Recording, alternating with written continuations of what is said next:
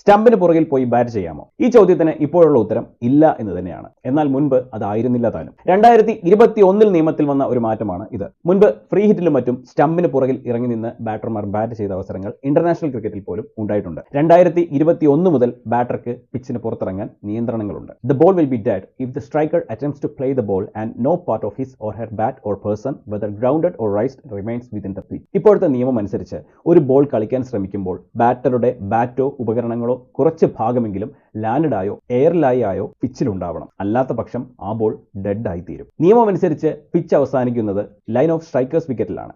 അതായത് സ്റ്റംപ് അവസാനിക്കുന്ന സ്ഥലത്ത് പിച്ചും തീരും. ഇനി അഥവാ സ്റ്റമ്പിന് പുറകിൽ പോയി കളിക്കണമെങ്കിൽ ഒരു കാലിൻ്റെ ഒരു ഭാഗമോ അങ്ങനെ എന്തെങ്കിലും സ്റ്റംപ് ലൈനിന് മുന്നിൽ വെച്ചിട്ട് മാത്രമേ കളിക്കാൻ സാധിക്കൂ. അതും നിലത്ത് കുത്തണമെന്നില്ല. സ്റ്റമ്പിന് പുറകിലേക്ക് പൂർണ്ണമായും ഇറങ്ങി നിന്ന് കളിക്കാൻ ഇപ്പോൾ സാധ്യമല്ല എന്ന് സാരം. ചില വീഡിയോകളിൽ അങ്ങനെ കളിക്കാം എന്ന് പറയുന്നത് കണ്ടിരുന്നു. ഇപ്പോഴത്തെ നിയമം ശ്രദ്ധിക്കാതെ പോയതാവാം അത്.